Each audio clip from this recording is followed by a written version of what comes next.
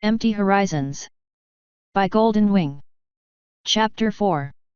The Rich. Are you sure this is it? Twilight asked. Trails narrowed her eyes at the paper in her magical grasp. The address seems correct. It just isn't what I expected, Twilight said, cocking her head at the building before them. Not what you expected. Trails scoffed, folding the paper up before slipping it into a pocket on her uniform. I didn't even think we had an immigration office.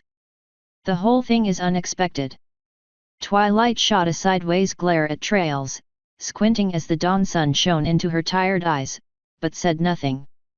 The building before them looked more like a home than any kind of office.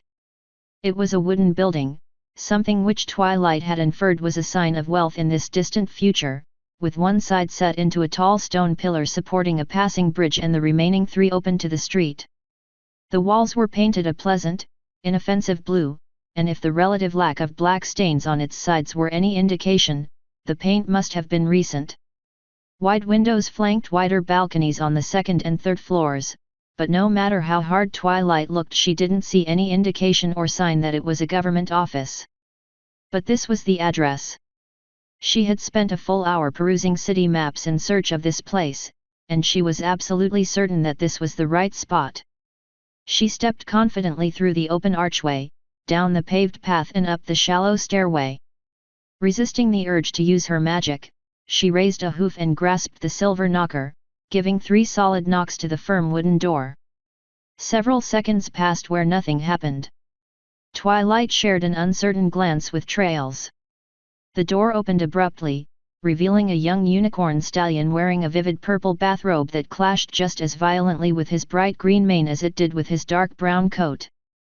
The unicorn narrowed his eyes. "What are you selling?"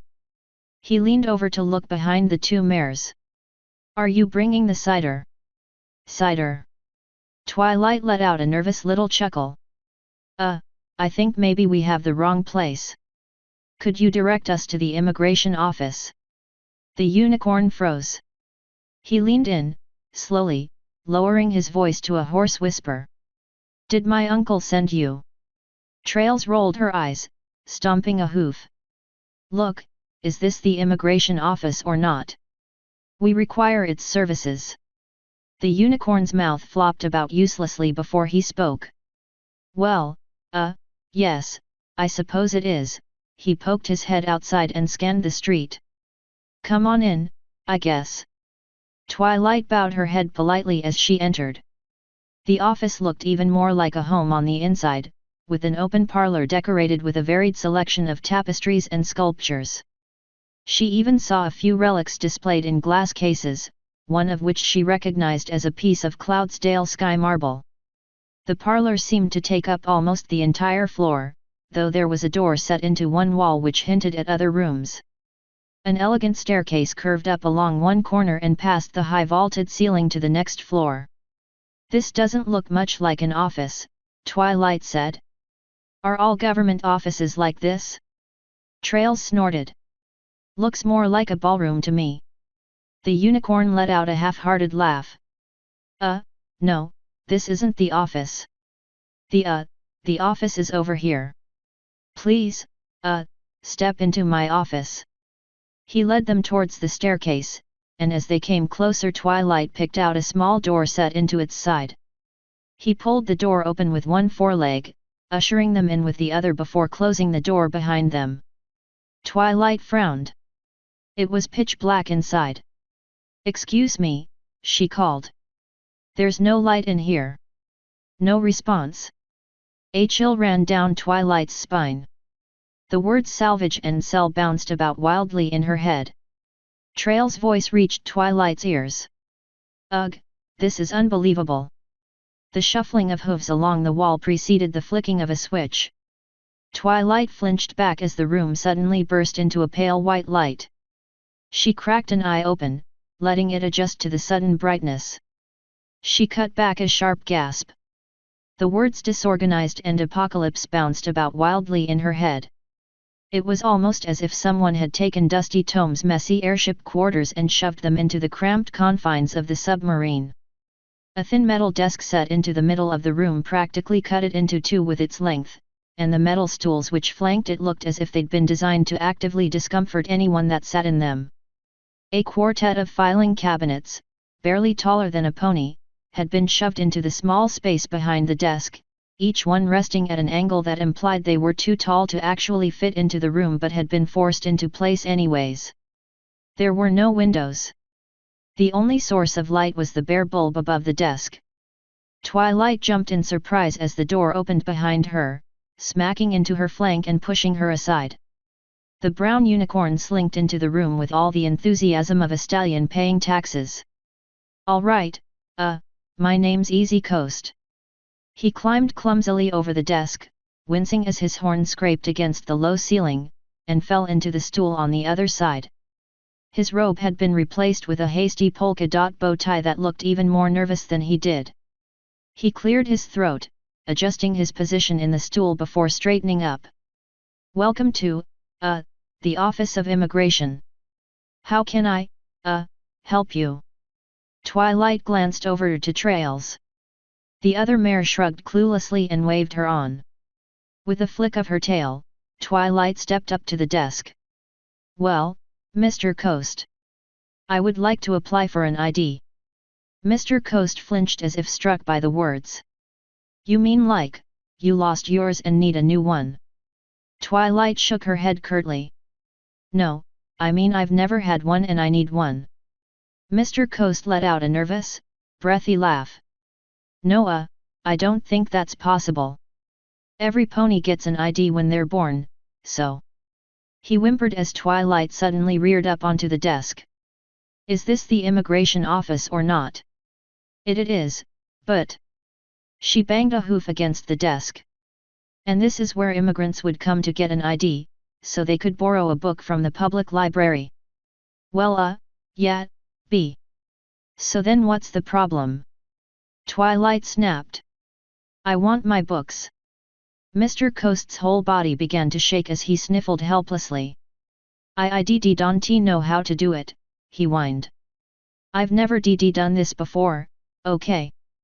A calmness settled over Twilight's mind as she watched the stallion begin to cry. She had read before that panic, fear, or anger were often replaced with such a calm when ponies were on the brink of death. She wondered if maybe she had surpassed mere rage as her fury fell away from her. She had to get her books, and she wasn't going to let something as common as an incompetent government employee stop her. She closed her eyes, taking a deep breath as she eased into the stool behind her.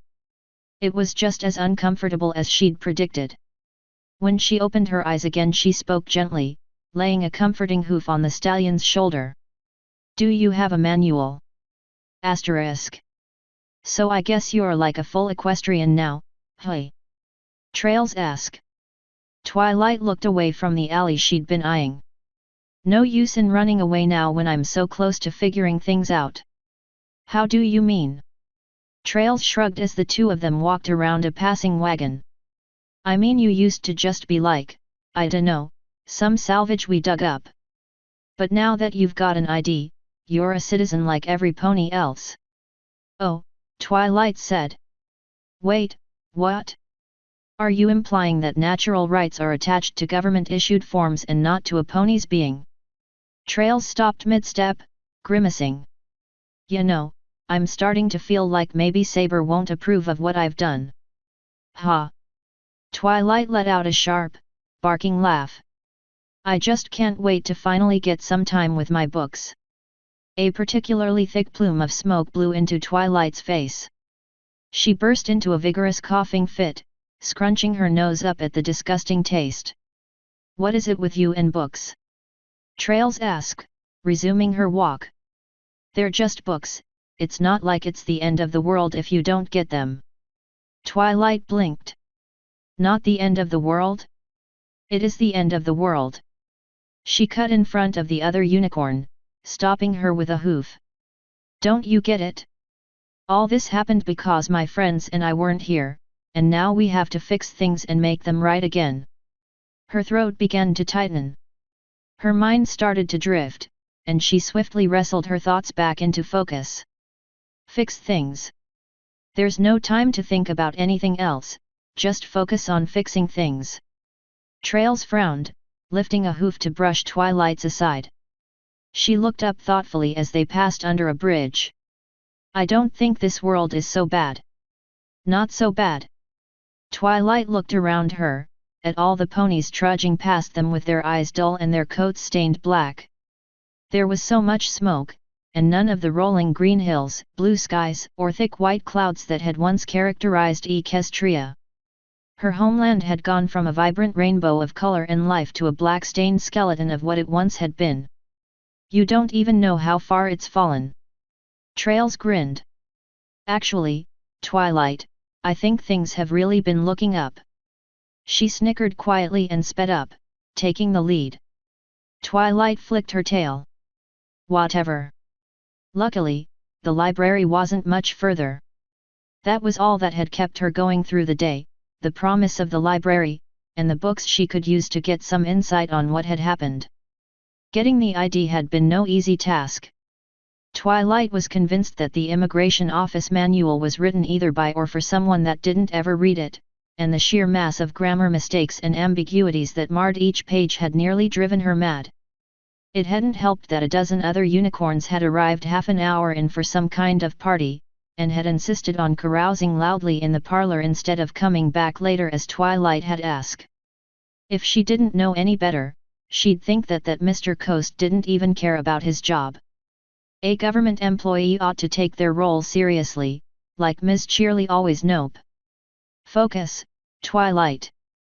She let out a relieved sigh as she turned a corner and the library came into view. It was a thin structure, made of the same stained stone as most everything else in the city. It was smaller than her old Focus, smaller than other libraries she'd seen, though the second floor helped to make up for its cramped dimensions. Twilight accelerated into an eager canter, noting with some irritation that Trails also sped up to keep pace. The two mares entered together, and Twilight paused to take a deep breath of the library air. The scent of books was a welcome break from the smoky stench of the streets. Trails closed the door behind them, dulling the clatter of a passing cart. All right, make this quick. I'd like to be back before sunset, in case Saber arrives early. Don't worry, I already know what I'm looking for. Twilight pulled a rolled-up piece of paper out of her chest pocket, quickly scanning the list of titles, authors, and topics written within. She had made the list last night to keep herself focused. She liked lists. Lists were nice. Twilight answered the librarian's flat gaze with a cheery nod as she approached, and she quickly filled out the necessary forms to obtain a library card. At least, she tried to do it quickly. The librarian moved at an agonizingly slow pace, and nearly 10 minutes had passed by the time she finally held the card in her hooves. Twilight suppressed the urge to giggle her joy as she delved into the depths of the library. Even Trails hovering impatiently behind her didn't dampen her spirits as she retraced her path, pulling books from each section in turn. She spent most of her time in the history section, heart leaping each time she checked another box on her list, pulling out works on modern history, pre-flood history, and biographies of historic individuals.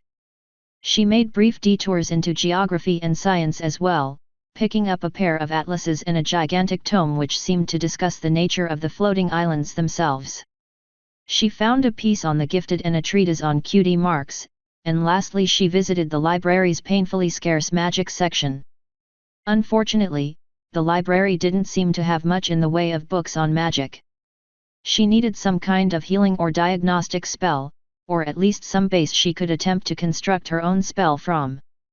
She paced back and forth before the single small bookshelf that constituted the library's magic section, but she found mostly fundamental knowledge or theoretical texts, the sort of basics that she had read herself in magic kindergarten.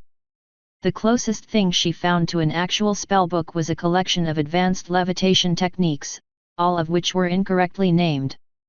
She groaned in frustration. Where are all the spellbooks? Trails cleared her throat from behind her. You do realize that pretty much no pony has magic, right? Twilight blinked. She looked back, licking her lips. But there's the gifted, right? They have magic. Trails snorted. Yeah, we have magic, but we're like I dunno, 1/100th of the population, if that. You'll hardly find a spellbook in a public library. Spellbooks only exist in Little Philly's stories. But what about you? Twilight drew closer to Trails, looking at her horn. You're a unicorn. Where did you learn your spells? Hat. Trails rolled her eyes.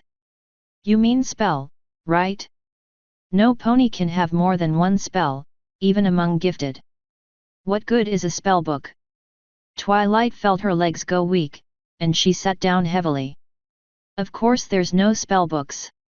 If there's no pony with the talent or magic to learn new spells, then what good would one do?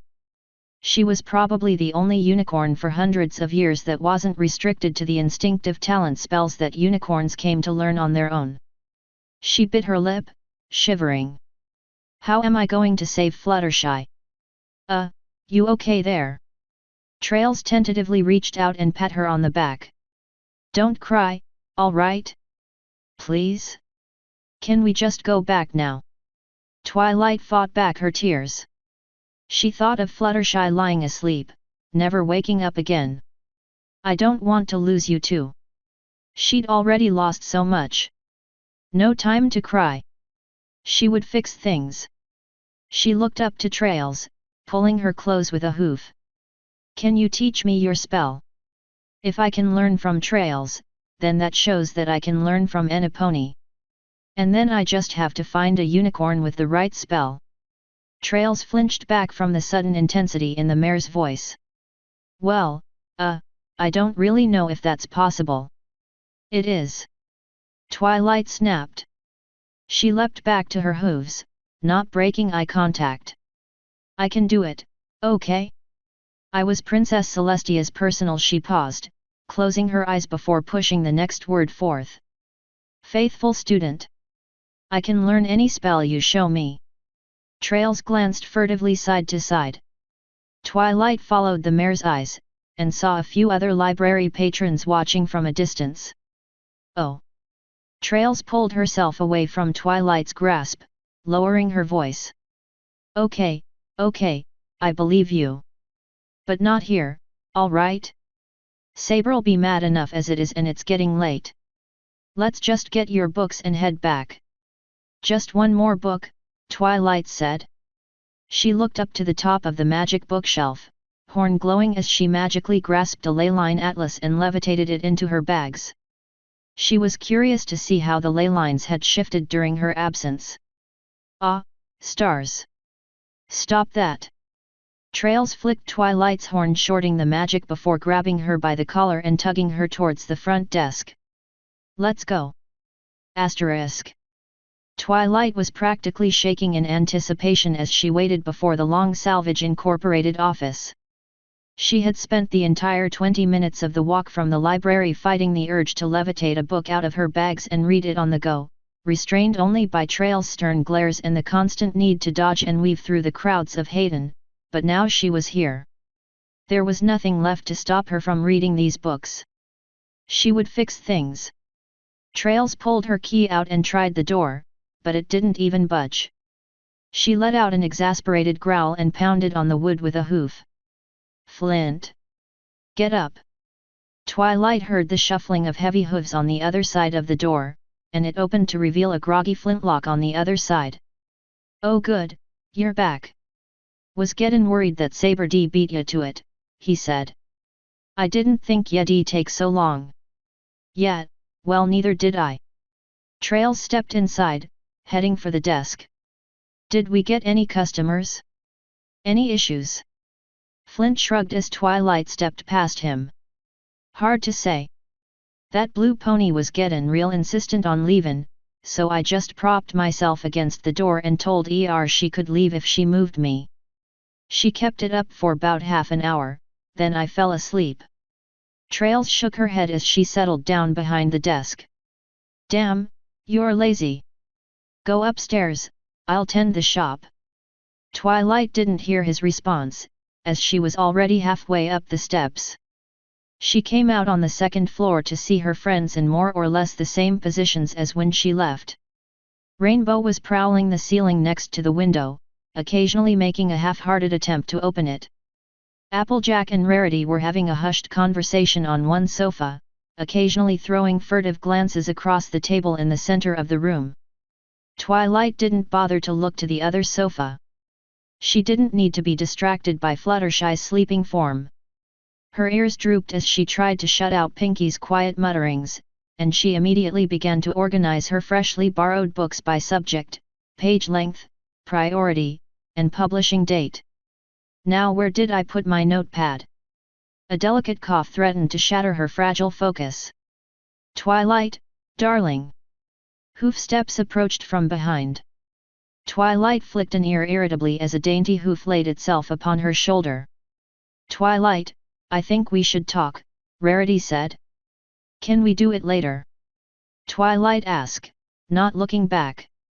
I really need to look over these books. Later. Rarity let out a feminine huff. You've barely spoken to us at all since we woke up in this dreadful place. Applejack stepped in front of Twilight, stooping low to catch her eye. I know what I said earlier, Chui, but you can't just stick your nose in a book and disappear. Why not? Twilight snapped. She squeezed her eyes shut, wrestling with the pain in her chest. We need to fix all of this, and I need to figure out how. Every minute I'm not doing that is another minute that we've failed Equestria.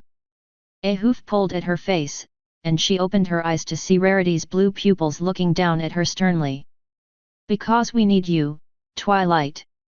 Do you think you're the only one who's had nearly everything she knows taken from her?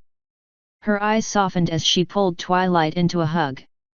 All we have left is each other. Twilight blinked the wetness away from her eyes. She returned the embrace, looking over Rarity's shoulder to where Pinkie Pie was sitting on the couch. The pink mare's mane was completely flat, her face hidden behind it as she continued to murmur something under her breath. Rainbow made another tug at the window, her lower lip quivering as she admitted defeat once again. Twilight let out a heavy sigh. Maybe she had been shutting herself away from her friends too much. She just wanted to fix everything so badly, to make it all as it once was. But things will never be the same, will they? Your world's been gone for centuries. What's another minute, day, month, or year even going to change? You're right, Rarity. I'm sorry. Rarity pulled out of the hug, leaving a hoof on her shoulder. It's quite all right, dear. But Applejack and I were hoping for your help with something. What is it? Twilight asked. Applejack cleared her throat quietly. It's Pinkie. We reckon she's been talking things worse than all the rest of us. We were hoping to talk to her all together, but you know how stubborn Rainbow is. Ain't nothing we can do to calm her down till she does it herself. That just leaves us three. Twilight nodded, glancing to where Pinkie was sitting once more. I understand. Let's go. Together the three mares advanced on the sofa, their shoulders brushing past each other. Pinkie's mutterings grew clearer to Twilight's ears as she drew closer, and she was finally able to make out some of the words. Jonagold, Sun Shower. Open Skies, Wensley, Berry Frost. Cloud Chaser, Cloud Kicker, Brass Blare, Peachy Sweet. Amethyst Star, Comet Tail. Twilight's throat tightened. She recognized some of these names. Amethyst Star had been an event planner, Cloud Kicker one of Rainbow's deputies on the weather team, and Jonagold an Apple family cousin. Ponies that had all lived in Ponyville with her. Wet tears streaked down Pinkie's face as she recited the names, each one only coming clearer as Twilight came closer. She realized that of all her friends, Pinkie had to be taking things the worst. And how couldn't she? She had been friends with every pony in Ponyville, as she had always so loved to declare. Twilight had always been somewhat of a loner, even after meeting her best friends after leaving Canterlot, and she hadn't even lost half a dozen friends or family to the apocalypse that had befallen the world. Pinkie Pie was mourning hundreds. She couldn't help it. The shaky dam she'd constructed finally broke as she pulled Pinky into a tight, quivering embrace. The tears flowed freely, unimpeded by any thoughts of a world that needed saving. Cherry spices, diamond mint, blossom forth, fly wishes, June bug. The names kept on coming. Twilight heard Pinky's voice begin to waver as she felt Rarity and Applejack join the hug, lending their own bodies. There was the flap of wings, and Rainbow Dash's prismatic mane fell into view. Together with her friends, Twilight mourned not only the passing of her world or her family, but also of the hundreds of ponies that had been her neighbors in Ponyville, and the forgotten millions that had lived all across Equestria. Twilight couldn't say how long they stayed that way. After an eternity, Pinky's voice finally fell silent, only to be replaced by Applejack's as she recited the names of her extended family. Rarity and Rainbow Dash both spoke the names of their lost loved ones, voices breaking as they remembered the lost Cutie Mark Crusaders. Twilight spoke last, finally taking the time to acknowledge exactly who she had lost. Spike, Twilight Velvet, Nightlight, Shining Armor, Cadance. Princess Celestia. The group lapsed into a silence broken only by their quivering sobs. Finally they broke away, standing in a small, teary-eyed circle that huddled together as if they feared some torrential rain may come to sweep each other away at any moment. Twilight took a deep breath to steady her voice. "Pinky, we came to see if you were okay," she said. She couldn't help but laugh at the ridiculousness of the statement. Obviously none of us are okay. Hat. Applejack let out a low chuckle. "I suppose we weren't quite okay ourselves, hey?" Rainbow Dash flicked her head, straightening her mane with a hoof. "Ugh, you guys even got me all sappy."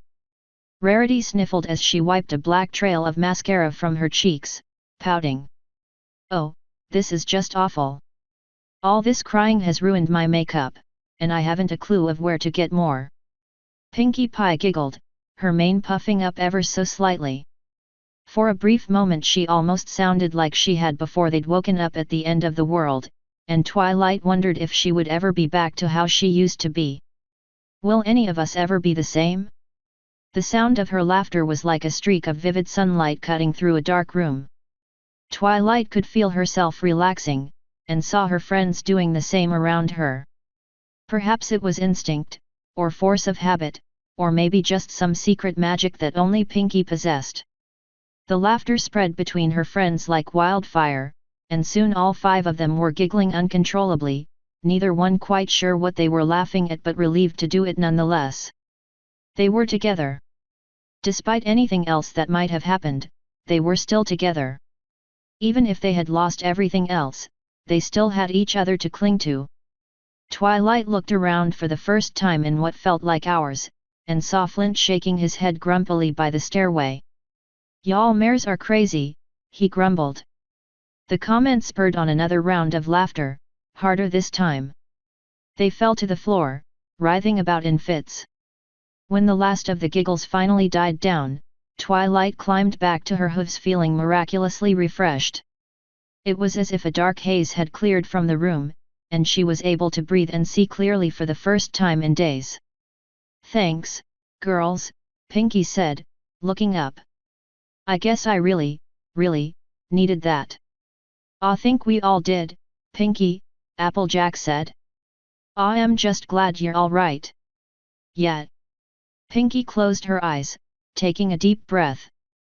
The mares moved with a renewed energy, and Twilight was pleased with the new clarity in her mind. They fell into a comfortable silence, simply basking in each other's company. Twilight glanced at the pile of books in the corner, feeling their call to her, but resisted the urge to devour their contents.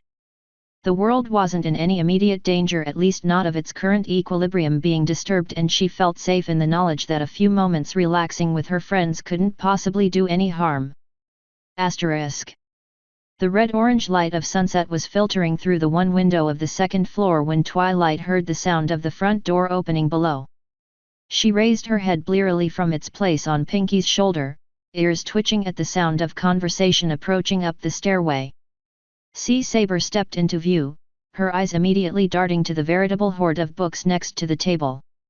Where did these books come from? Trails shrugged sheepishly as she came to a stop by Saber's side. Oh, Twilight wanted to read up on some history, so I went out and borrowed some books from the library. The library? Saber slowly turned to face Trails. The same library that you borrowed that comic from 2 years ago.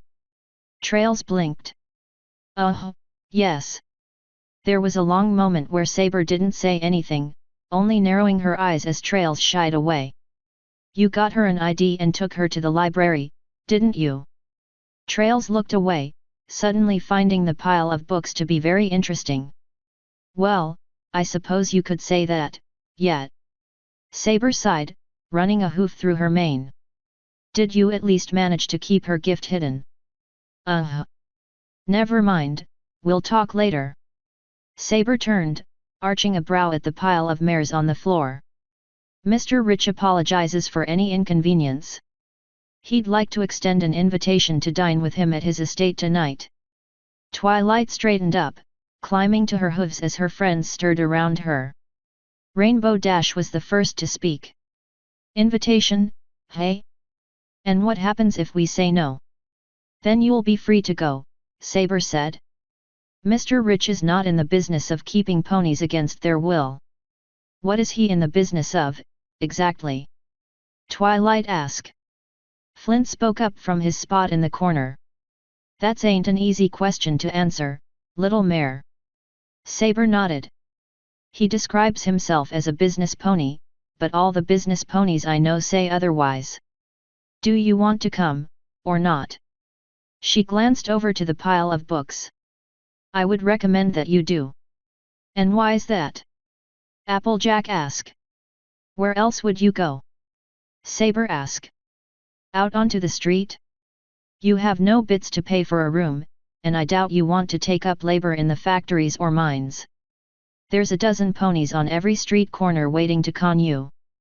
If nothing else, I can assure you that Mr. Rich has no malice in his mind, and he will help you understand what's happened to the world in your absence. Twilight's mind lingered on that last sentence. It was true that she had no idea what they might do if they were set free, and ultimately she could end up seeking out a pony like Mr. Rich anyways. Saber and her crew had treated them well so far, and as far as she could tell hadn't lied about anything yet. If it was true that they were free to go, then she had nothing to lose from accepting the invitation. I've already lost so much. I think we should go meet him, Twilight said, turning back to her friends. What? Rainbow Dash exclaimed. Twilight, this is the guy that's been holding us here. Rarity raised a hoof delicately. Saber just said that we could leave whenever we wanted, darling. And it's not as if we were tossed into some grimy dungeon and locked behind bars. She wrinkled her nose as she eyed the dirty fabric of the sofa behind her. Though it's hardly a canterlet suite. Twilight might be right, Rainbow, Applejack said. Where else are we gonna go, hey? This Mr. Rich fella might even be able to help us out. Rainbow tossed her hooves up in frustration, hovering a few inches off the floor. I don't know. I'm just so tired of sitting around and doing nothing, and going to dinner with the guy that's been holding us prisoner doesn't sit right with me. He's also the guy that dug us up in the first place, Applejack said, stomping a hoof. Pinkie Pie stepped in front of Rainbow Dash, cutting her off. He doesn't seem like a really bad pony, Dashy, she said. Why don't we become friends with him? Rainbow snorted, tossing her mane. Okay, fine. We can go. I guess everyone else doesn't mind being imprisoned in some stupid office for 2 days. Hey! Trails said. Our office isn't stupid. Saber smiled, giving a little nod. Great. We'll leave now, then. Already? Rarity asked, her eyes darting about. Oh, but I haven't seen a mirror in days. I'm hardly proper. It's already sunset, Saber said, turning for the stairs. Dinner will be served shortly after. Let's go. She didn't bother to wait for any further response. Sea Saber was already out of sight as the other ponies set about preparing to leave. Twilight and Trails packed the sizable pile of books into the bulging saddlebags that had been borrowed from the office's stores, and Applejack wasted no time in hefting the sleeping Fluttershy onto her back once more. Rainbow's grumbles and Rarity's panicked titters fell on deaf ears as the mares were guided out of the building and a short ways down the street, where a lonely pier jutted out from a small patch of exposed rock between a pair of wooden buildings. Floating lazily at the end of the pier was a simple airship, little more than a balloon and a propeller attached to a small boat. Sunfeather was waiting patiently near the front, next to a large wooden wheel and a pair of levers that stuck out of the floor. They boarded quickly, with Saber releasing the rope from the pier before making a wing-assisted jump aboard. Sunfeather pushed a lever forward with a wing, silently guiding the ship away from the mainland as the propeller spun up. Twilight stayed pointedly in the center of the deck, distracting herself from the thought of all the open air beneath her by watching the islands pass by. They traveled east, away from the setting sun and gaining in altitude. The mainland grew distant as they flew, with the islands passing by above and below gradually growing smaller as they went further east. Twilight thought back to the map of Hayden she had seen before, trying to keep track roughly of their position. The islands east of the mainland were as varied in architecture as they were in altitude. They seemed to be organized into loose groups, and Twilight saw thick ropes running between many neighboring islands, with open gondolas ferrying ponies between the packed tenements of some islands to the smoke-clogged streets or busy markets of others. More than once their ship turned to avoid columns of smoke rising up from the factories beneath them, and several other vessels of similarly sparse design crisscrossed their path as they went. The sun was low on the horizon by the time they finally reached their destination, with much of its light blocked by the bulk of Hayden beneath them. They pulled up to a small but sturdy pier at what looked like the easternmost island in Hayden, and Twilight actually found herself somewhat short of breath from the thin air, her ears having popped multiple times during the ride. A bleached white tower dominated the center of the island, its thick stones reminiscent of some kind of medieval castle. 4 wide gravel paths extended out from its base, each one decorated with stone statues fashioned into abstract shapes that reminded Twilight of the spiraling magical diagrams of her youth. Smaller, packed dirt walkways snaked between the paths, weaving between an array of colorful trees and bushes that filled the air with the heady scent of their flowers. Twilight took a deep breath, savoring the scent as she and her friends disembarked and followed Saber down the closest gravel path, which led directly to their pier. It was the first time since her arrival in Hayden that the air had felt fresh, unmarred by the bitter taste or thick clog of smoke which seemed to linger over every part of the larger islands. Her ears flicked at the sound of songbirds in the depths of the garden, and she turned to see a pair of blank-flanked gardeners stretching up to trim at a tall passing bush with long shears. Rarity let out a soft gasp behind her. "Oh, heavens, what a divine estate!" I'm not impressed," Rainbow said, hovering above the group. "The gardens re certainly something special, if nothing else," Applejack said. "Does Mr. Rich live up in that tower?" Pinkie Pie asked. "It's really big. He must have some crazy fantabulous parties." Trails looked back with a smirk. "Quite possibly the best parties in Hayden," she said. Pinkie sucked in a great big breath of air, and Twilight braced herself to parse an indecipherable assault of words, only to be saved by Sea Saber's voice. "It is his tower, though it's mostly for show," she said. "He doesn't really go up there that often, except for his open parties.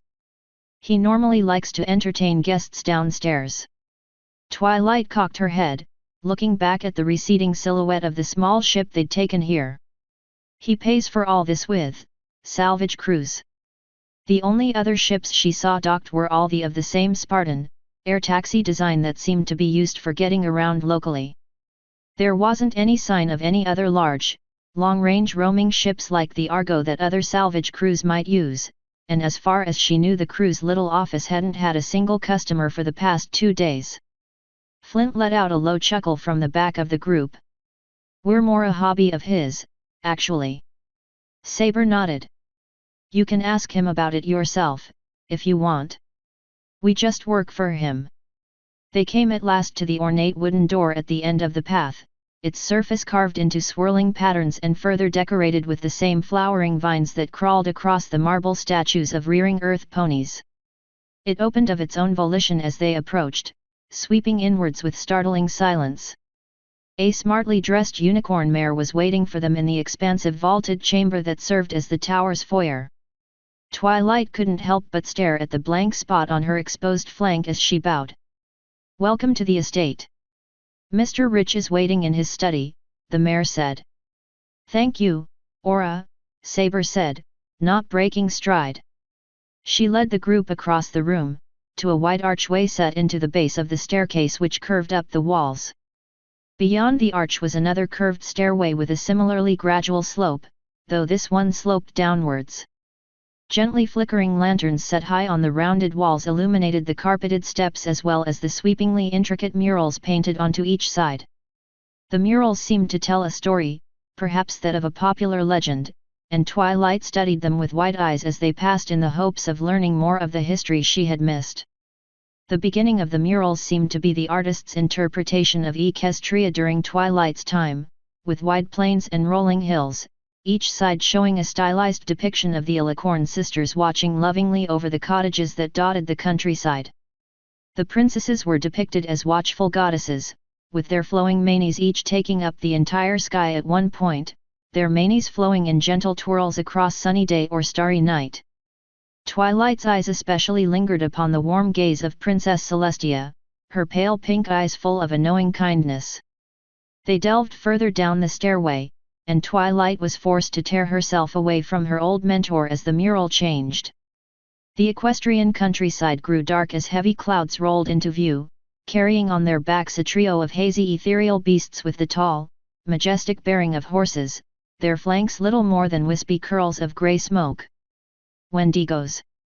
Twilight recognized the creatures from the old hearth-warming legend of Equestria's founding, despite a few noticeable differences. These Wendigos were dark and grey, with flashing yellow eyes that crackled with electricity, and each sported a pair of wide sweeping wings that released torrents of water in their wake. Does anyone still remember hearths warming? A great wave of water passed over the Equestria in the mural, and left in its wake an image of the land drowning beneath torrential rains. The peaceful cottages of the countryside were half submerged amongst the waves of ponies stood on their roofs or hovered above the waters, all of pony kind looking up to the skies. There the two Alicorn princesses faced off against the three Wendigos, with powerful magic beams crisscrossing the wall. As Twilight followed Saber further down the stairway, another wave of water washed over the land, smashing against a wall of swirling gold and blue magic. Princess Luna was nowhere to be seen in the penultimate frame of the mural, which showed only Celestia casting a beam of magic into a huge wave of water spouting from the last remaining Wendigo's horn. The equestrian continent was now completely submerged, though the mural did show a single island floating alone above the waves. A small swarm of Pegasi seemed to be rushing between the island and the water beneath, rescuing what unflighted ponies they could find before bringing them to the safety of the island. A flash of radiant gold separated the last part of the mural from the rest. Now both Celestia and the last Wendigo were gone, leaving only the floating island sandwiched between the thick storm clouds and the raging waters beneath. A small group of ponies, mostly Pegasi, huddled together on the landmass. They came to the bottom of the stairway, the wooden door framed on top by carved clouds. Painted waves sloshed against the lower part of the door, while a few islands floated gently above. "What is all this?" Twilight asked as Saber opened the door. "Is this history?" Saber shrugged, holding the door open. "More like a legend." The underground part of Mr. Rich's estate was just as impressive as the gardens and tower above, and perhaps even more expansive. Twilight had been expecting cramped corridors and darkness, but clearly the network of chambers were constructed with appearance in mind before cost. Support beams were disguised as carefully carved decorations, and no expense had been spared on lighting every corner with sparkling gold or silver lamps or chandeliers. If it wasn't for the lack of windows or the recent descent, Twilight wouldn't have even been able to tell that they were currently traversing the depths of an island. They passed more ponies here, mostly servants wearing strangely colorful assortments of bow ties and trim coats that were quick to step out of the way or offering a little bow before carrying on with their business. Twilight saw Rarity curling her lip more than a few times at some of the more unusual color combinations, the white unicorn letting out little titters and gasps at the very worst. Finally they arrived at their destination, a tall wooden double door flanked on either side by hanging red curtains and chipped old statues of the Alicorn princesses. Each of the doors was decorated by a trio of golden trim money bags arranged in a tight triangle. Saber paused as she raised her hoof to knock, looking back to Twilight and her friends. He can be a bit tactless sometimes, but he doesn't mean it. Try not to get offended. Her knock was quickly answered by a stallion's voice, heavily muffled by the thick wood but still clearly discernible. Come in. The doors gave way with an eerie silence as Saber pushed them open, the well-oiled hinges giving no complaint at the weight. Behind them was a wide hemicircle of a room, with the curved wall made up of a series of rectangular window panes separated with thin red framing. The center of the room was dominated by two wide columns of brick, each housing a square fireplace framed in by carefully constructed arches. Tall bookshelves laden with a colorful variety of books covered the two flat walls beside the doorway, each volume thickly bound with golden trim. One side of the room had a raised wooden platform, currently vacant except for a large phonograph that was playing a quiet orchestral tune which sounded vaguely familiar to Twilight. The remainder of the room was filled with a wild collection of mismatched furniture pieces. It was as if someone had gone out of their way to make sure that every item came from a different set, with smooth marble, intricately carved wood, gently curving glass, and even blocky stone all fighting for dominance. A pair of stallions were seated around a gently curved marble table with a glass top, in the middle of conversation. The first, a plain brown earth pony with a black mane slicked to one side, was quick to jump off of the rainbow of pillows slathered over the carved wooden sofa he'd been reclining on.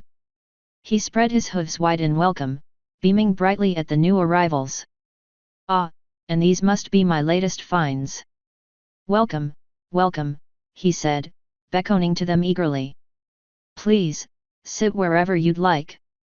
The second stallion, a unicorn, also stood, looking towards the newcomers with a detached interest. I didn't know you were expecting visitors. The first stallion ignored the comment, making straight for Saber. Everything went well? No issues at all. Saber shook her head. No, sir. Did you need anything else? That'll be fine, Saber. Keep your team here for now though, all right? Saber dipped her head. Yes, sir. She beckoned to Trails and Flint with a flick of her tail, and the three ponies promptly stepped outside, closing the door behind them. The stallion immediately rounded on Twilight and her friends, who had remained standing near the door while they took in the scene. Rainbow Dash, who had been hovering closest to him, let out a little yelp as he reached out and snatched her hoof into an eager shake. Ah, you must be the fast one. And flying too, how impressive. I'm Mr. Rich, but please, just call me crazy. Rainbow blinked, the corner of her mouth twitching upwards. I'm Rainb. Ah, and the two unicorns. Mr. Rich advanced on Twilight and Rarity, reaching a hoof up to tap at the latter's horn experimentally. Which one of you two has the, or is it both of you? Did you have formal magic training in your youth? Rarity stepped back at the touch, her eyes darting side to side as if the garish furniture was threatening to attack her. Well, Twilight is much better at. Mr. Rich had already turned to face Twilight directly. So it's you, then? You're the one with that magical ability I've heard so much about. Twilight flinched back at the intensity in his gaze. Those bright silver eyes reminded her all too much of her own expression as she flipped open the cover of a fresh spellbook, eager to uncover the secrets of their target. She wasn't sure if she wanted herself to be read quite so thoroughly. I'm nothing special, Mr. Rich. I only cast a few major cantrips, she lied. A good compromise. Stronger than your average unicorn, but not enough to be noteworthy. Mr. Rich's eyes bored into her own as he leaned in even closer. Multiple spells? Magnificent. He looked over her to the door, raising his voice. Aid. Sir. Twilight started, looking back to see a stiff-backed attendant mare standing in the open doorway. She hadn't even heard the hinges creak. Send for Aura, he said. Tell her to arrange for a reveal dinner for tomorrow, and then a follow-up next week. The best of everything. The attendant frowned. We already have the ball tomorrow, sir. Even better. Crazy let loose with an excited laugh. We shall make the reveal at the ball, then. The mare dipped her head as she stepped backwards, the door drifting silently closed behind her. Twilight glanced over to Pinkie Pie, and was happy to see the pink mare's ears perked up attentively. Oh! Oh! Are you throwing us a party? She asked. Can I help? Please let me help. Mr. Rich gave Pinkie little more than a passing glance, instead taking a few steps backwards to address the group as a whole. So then, guests from another time. I imagine you're quite hungry. The unicorn stallion who had been waiting alone by the marble table with faltering patience cleared his throat loudly. I wasn't expecting our visit to be interrupted by other guests, crazy. Mr. Rich froze for a second, and for a moment Twilight thought that he had actually forgotten that the other stallion had even been there. He recovered quickly, however, giving a friendly beckon with his head as he started for the door. Don't worry about it, my friend. Come along and join us for dinner. The double doors glided open at Mr. Rich's approach, and the other stallion followed along with a begrudging flick of his tail. Twilight exchanged a few glances with her friends, giving Applejack a sympathetic smile as the mare readjusted Fluttershy's weight on her back. I suppose we had better follow him, she said. Rainbow fluffed her wings and snorted as she landed. I'm getting tired of all this following. You and me both, Sugar Cube, Applejack huffed. Just a little bit longer, dears, Rarity said. We can get some well-deserved rest and relaxation after we fill ourselves with the exquisite food that's surely waiting for us. And perhaps have some of our questions answered, as well. And he's throwing us a party. Pinkie Pie added. Twilight couldn't help but smile at the party pony's energy. Let's go, girls. I think it's been too long since we had a good meal. Together they followed after Mr. Rich and his guest, Pinkie and Rarity, making quiet conversation at the back of the group. As much as the concept of food excited her belly, it was the enticing lure of answers that truly tugged Twilight forward.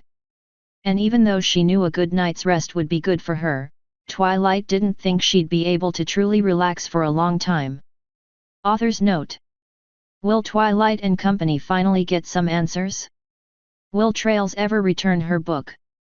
Tune in next time for an exquisite dinner and the deep dive to Ponyville. End author's note.